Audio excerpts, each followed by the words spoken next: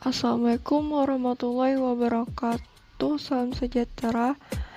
Sebelumnya perkenalkan, nama saya Nisrina Zulfalfiah, NRP 562052132271 dari kelas TPSB, Program Studi Teknologi Pengelolaan Sumber Daya Perairan, Politeknik AUP Jakarta. Di sini saya akan memaparkan singkat mengenai identifikasi ikan Napoleon dengan Underwater Visual Census atau UVC. Adapun klasifikasi dari ikan Napoleon sendiri, filumnya Chordata, kelas Osteches, ordo Perciformes, famili Labridae, genus Chelinus, spesies Chelinus undulatus. Selanjutnya, distribusi dan kepadatan stok dari ikan Napoleon. Distribusi ikan Napoleon tergolong kelompok ikan demersal dan dapat ditemukan pada lokasi terumbu karang di perairan tropis dunia, terutama wilayah Indo-Pasifik. Adapun kepadatan stok ikan Napoleon ini tergolong rendah di semua jenis perairan, baik pada perairan yang berstatus tingkat eksploitasi rendah, sedang, tinggi, ataupun pada perairan yang masih alami, bahkan pada daerah konservasi dan area yang memang menjadi habitat kesukaannya. Kepadatan maksimum ikan Napoleon dewasa yang tercatat selama ini tidak lebih dari 10 individu per hektarnya. Ikan Napoleon sudah lama dieksploitasi, sedangkan data dan informasi yang tersedia terkait data potensi populasi ikan tersebut tidak didokumentasikan dengan baik. Pemantauan populasi ikan Napoleon kalah cepat dibandingkan dengan laju eksploitasinya.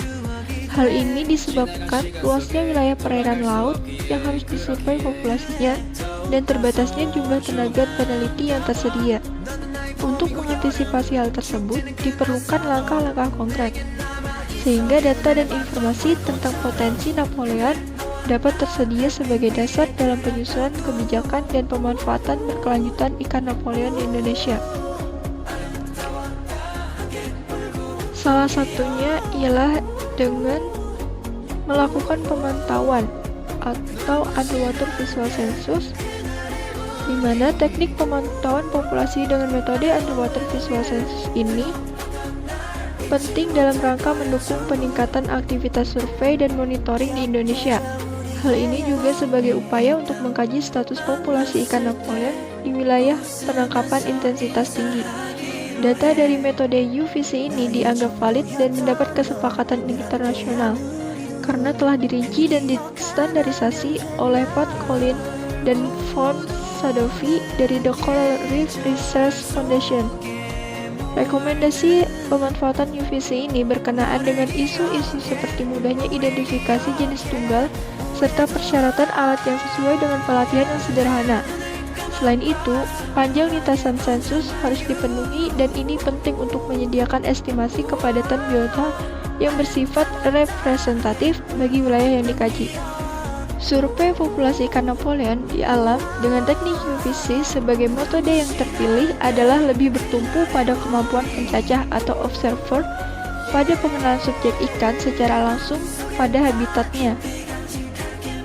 Namun, terdapat beberapa permasalahan atau kesulitan dalam melakukan sensus visual ini. Di antaranya yaitu karena terdapat beberapa spesies terlihat mirip sehingga sulit diidentifikasi.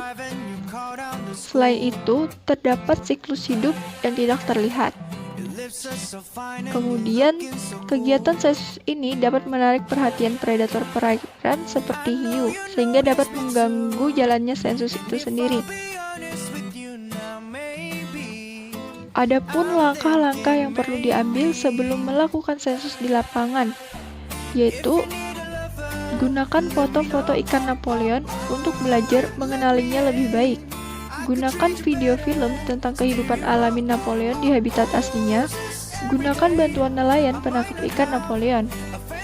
Kemudian, langkah-langkah yang perlu dilaksanakan untuk memilih dan menetapkan lokasi keberadaan ikan Napoleon, yaitu dengan menggunakan teori sebagai dasar asumsi, referensi atau jurnal penelitian, informasi pengumpul atau pengusaha Napoleon, dan informasi penyelam dan operator motorboat ataupun informasi dari nelayan.